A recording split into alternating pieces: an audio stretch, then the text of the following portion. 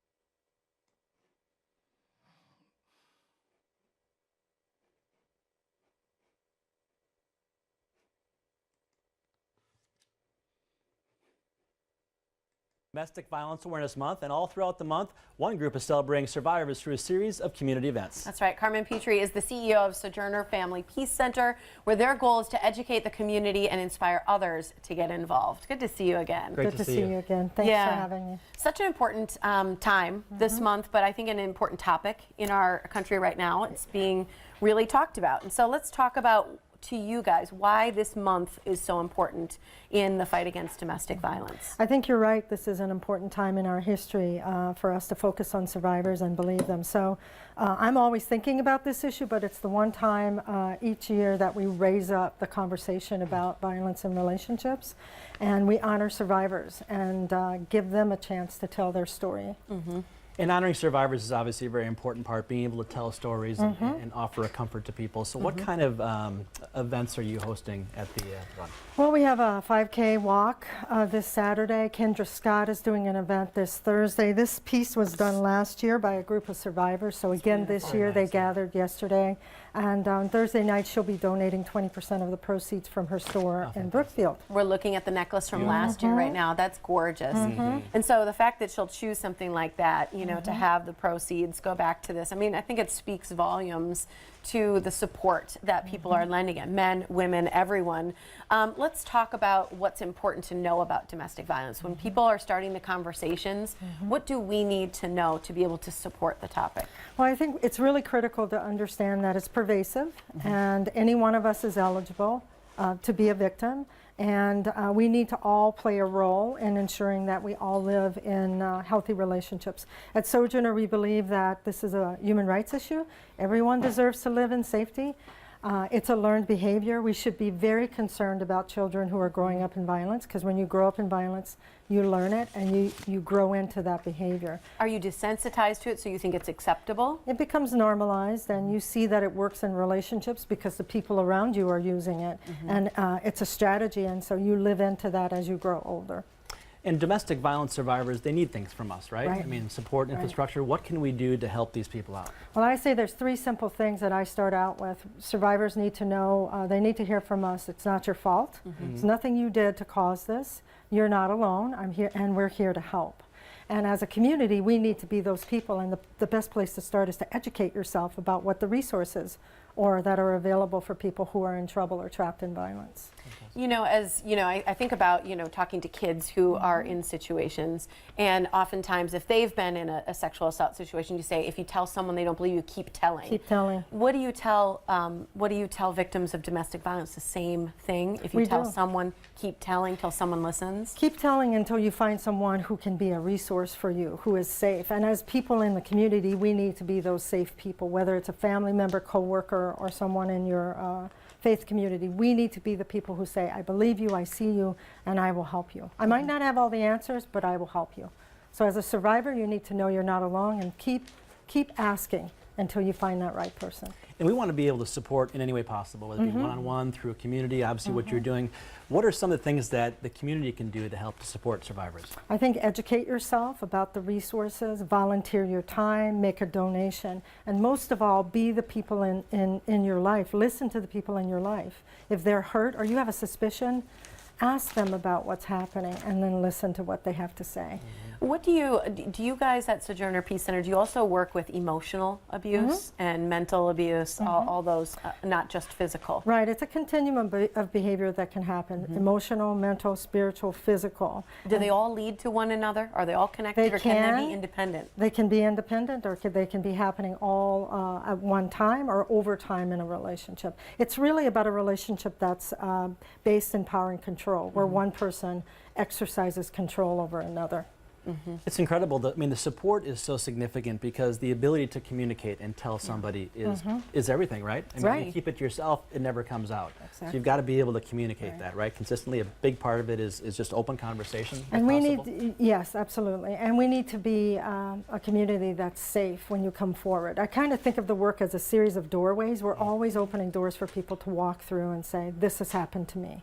And then begin the journey to healing. Yeah, the only way to end the cycle is to end the silence. Exactly. What are some of the services that you offer to people? If there's someone watching today saying, I'm in this situation, I don't feel like I can tell someone around me, what can they do at Sojourner? I would say call our hotline, which is 933-2722, and talk to someone confidentially. We offer crisis housing, hotline services, individual support, and systems advocacy. So we're everywhere in the system. We're in the police department, in the courthouse, in children's court, in civil court. We help you with restraining orders. We will walk with you as you look at what your options are. And it can be completely confidential? It's absolutely confidential. We are bound to keep your information in confidence. We tell no one. I think that's a first start for many people, is just knowing that they can talk to someone. They don't have to take bigger steps at the moment. Just start the conversation. Exactly. So here's the information. I want to make sure everybody's got the information for Sojourner, and also the Domestic Violence Awareness Month. All of the events that you have going on are listed on your website. There's something nearly every day, literally, for the month. So get involved. 414-276-1911. FamilyPeaceCenter.org is the website to learn more, or to refer someone to as well. Thanks so much for being here, Carmen. Thank you so much. Carmen. Appreciate it. Peace be unto you. And welcome back. October is Domestic Violence Awareness Month, and all throughout. Okay, let's try that again.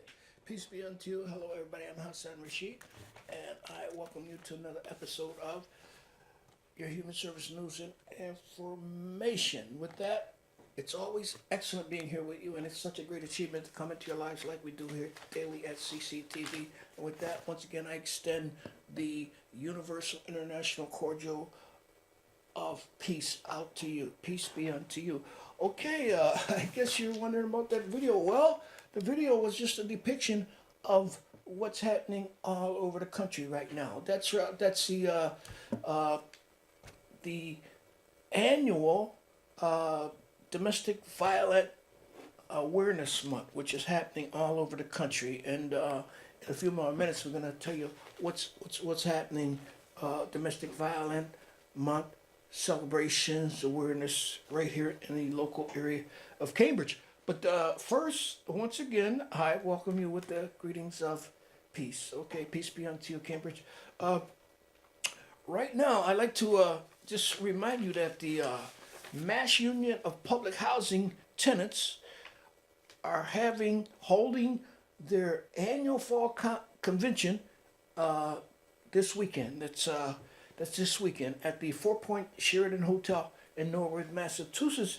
And I think you still have time to register for that event if you'd like to participate in the annual convention of the Mass Union of Public Housing Tenants. So if you like additional information, you better hurry, because it's gonna start this Saturday, October 6th, and you still have time. I believe that they never turn people away. Okay, so that's the Mass Union of Public Housing Tenants.org. So go to the website, and you can get the contact information that you need. Okay, for this event. That's the Mass Union of Public Housing Tenant Policy Board and staff. Okay, the theme of the convention this year is vote to keep our homes affordable. So you don't want to miss that. That's the 4 Point Sheridan Hotel Nowhere, Mass. Mass Union Public Housing Tenants. Okay, that's their annual fall conference. Okay, I'd like to remind you that if you're a housing tenant or resident and you're experiencing trouble as a low-income resident, tenant with your landlord, etc., you know, there's a place that you can go for help, and that's the Alliance of Cambridge Tenants. They'll help you with all of your tenant issues. Okay, that's the Alliance of Cambridge Tenants. Okay, their contact information is 499-7031, or you could email tenants@earthlink.com, and that is if you're experiencing or undergoing trouble with your landlord, housing authority, etc., anything that relates to tenant issues, okay, tenant landlord issues, tenant etc. issues, you can contact the Alliance of Cambridge Tenants for help. That's okay. Let's we gotta get the address. We just gave you the email, okay, but there is an address. That's a Prospect and Harvard Street. So they're right on the corner. That's I think that's 3035 Prospect and Harvard Street. We'll have it for you if that isn't it. So don't forget now, if you're experiencing difficulties with your landlord, any type of tenant issues, you can check out the Alliance of Cambridge Tenants, and they're there for you. Okay, I want to make another quick reminder that the 2018 Fall Conference of the National Human Service Data Consortium is being held in Portland, Oregon. All those who make the journey out to Portland, Oregon for these events, that's October 17th, 18th, and that's the National Human Service Data Consortium, and they're having their 2018 Fall Conference in Portland, Oregon. So if you like additional information, it's still time to register for that. That's www.nhsdc.org. That's the National Human Service Data Consortium. They're having their convention out in Portland, Oregon this year. That's October 17th to 18th. Okay, and once again, email if you'd like to contact those folks at www.nhsdc.org for information about registration, etc., all types of other related information to this valuable conference. Okay, and another quick reminder, National Organization for Human Services are holding their annual 2018 conference in Philadelphia at the Sonesta Philadelphia Hotel in Philadelphia, okay, Philadelphia, PA. That's October 24th to 27th, so you still have time also to register for that. That's the National Organization for Human Service 2018 Annual Conference, Sonesta Philadelphia Hotel, PA, and that's NOHS.org, National Organization for Human Services.org, if you like additional information. And finally, I'd like to remind you that the CCTV's 30th birthday bash is coming up right here at CCTV, okay? So if you want to participate in that, you can contact Clodagh Drummond at 617-401-4005, or you can email Clodagh@cctvcambridge.org if you like to donate an item to a raffle. For the raffle, you can contact Clodagh at 617-401-4005 or Clodagh@cctvcambridge.org. That's CCTV birthday bash, October 25th. You still got time for that, okay? And I just inquired about the CCTV's newsletter for October, the next 3 months, but it's not out yet, so it should be out within a week or maybe early next week. So stay posted for that, and we'll let you know. I'll let you know right here at Human Service News and Information. Okay, the opening video, I know some of you were struggling with that, but the thing was, that was not a video that was created in Massachusetts. It was some video from another location, video in the United States. But I just put it on to get you in the mood, or to get you in the tone for October, Domestic Violence Awareness Month, candlelight vigil. Okay, well, excuse me, candlelight vigil. I just going ahead of myself, but they had a candlelight vigil at the City Hall. As a matter of fact, that candlelight vigil is tonight at the City Hall, Cambridge City Hall. October is Domestic Violence Awareness Month, candlelight vigil. October 3rd, that is today at 6 p.m. City Hall. So if you'd like to participate in the this domestic awareness domestic violence awareness month, any of the activities, I got a list of things here for you that you can join in. But tonight at the City Hall, Cambridge, October 3rd at 6 p.m., that's what it says here. The Cambridge Police Department today announced that it will be leading and participating along with the other city departments in a number of initiatives throughout October as part of Domestic Violence Awareness Month. Okay, this event right here, this specific event that I've been referring to since I've been on air, it's Domestic Violence Candlelight Vigil.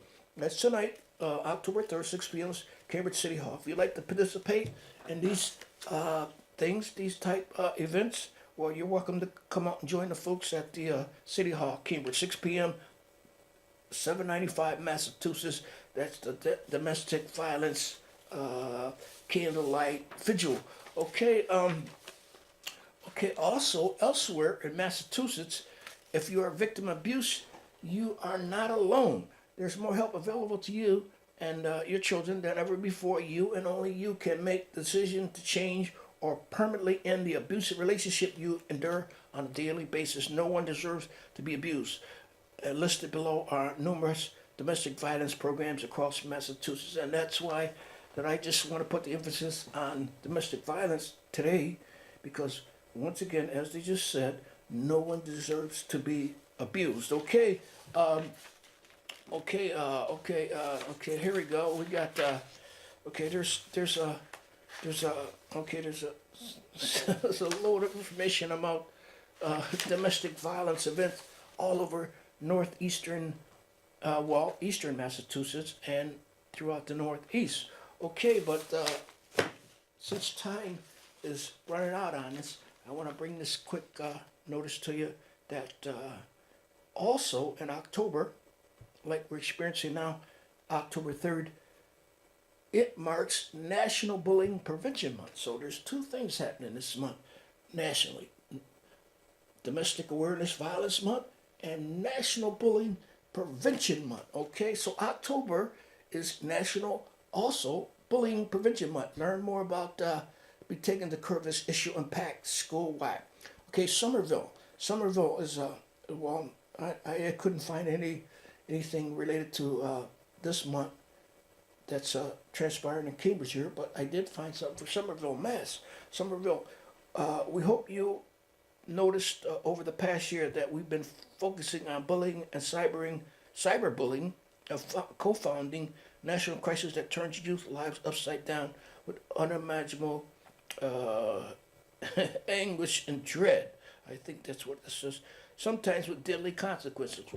With each story, we've heard poignant stories from the Patch, that's another local news outlet here, readers in Massachusetts, and others who were bullied and overcame, but also many who continue to struggle with damage done by bullies to their self-esteem. So I'll tell you what, I prepared a video on National Bullying Month, and the folks in the video, I guess they can explain it better than I can at this time. So if you bear with me, we're going to try to, for a few minutes, we're going to try to get this video on for you. That's video in anticipation or in commemoration of National Bullying Month. So hold on. So tolerate me for a little while. We'll get that to you.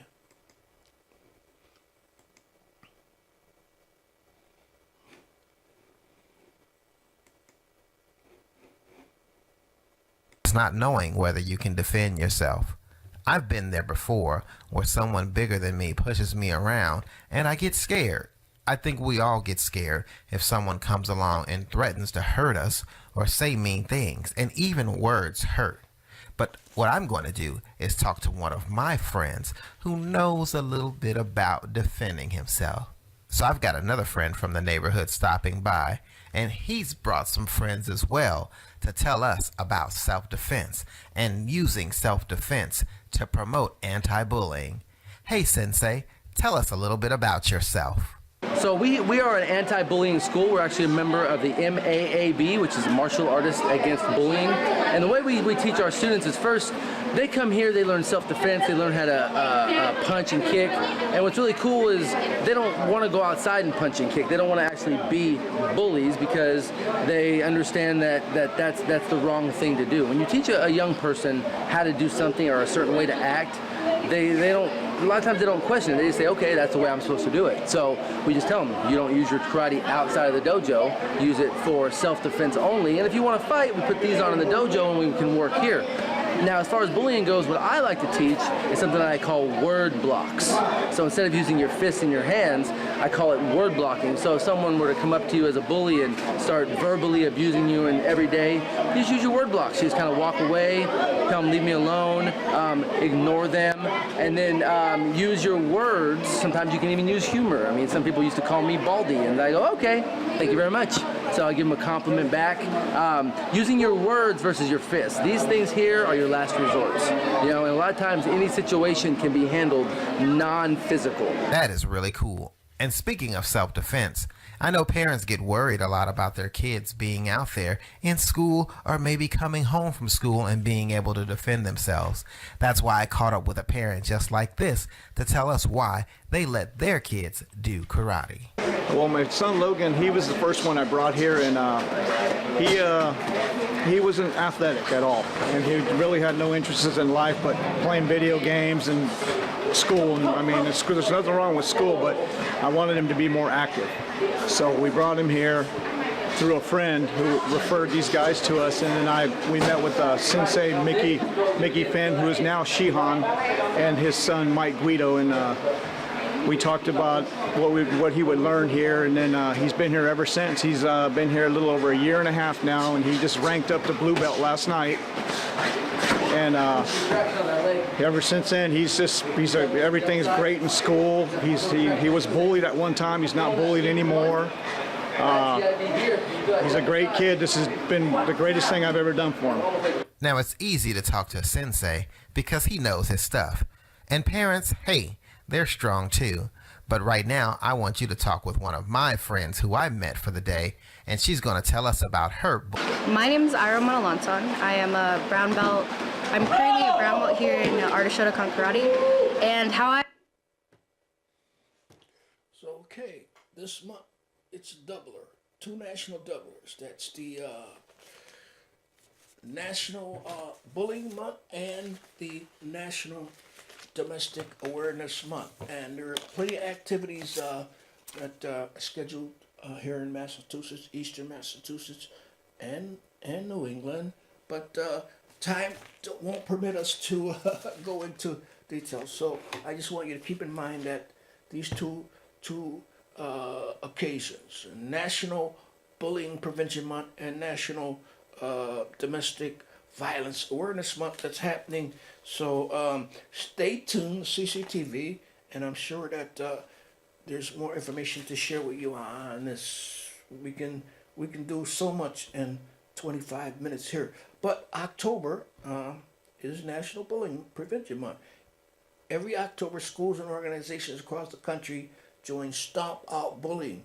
Stomp Out Bullying in observing National Bullying Prevention Month. The goal encourages communities to work together to stop bullying and cyberbullying by increasing awareness of the prevalence and impact of bullying on all children of all age. Okay, so that's a little information, that brief information I'm sharing with you on October being National Bullying Prevention Month and Domestic Violence Program. If you're a victim of abuse, you are not alone.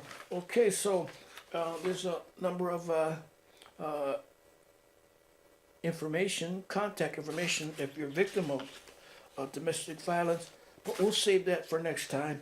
Next time that we meet again right here at your Human Service News and Information. I'm Hasson Rashid, your host, And you know, it's always excellent being here with you, and it's such a great achievement to come into your lives like we do here daily. Okay, before I go, I want to remind you one more time that the Mass Union Public Housing tenants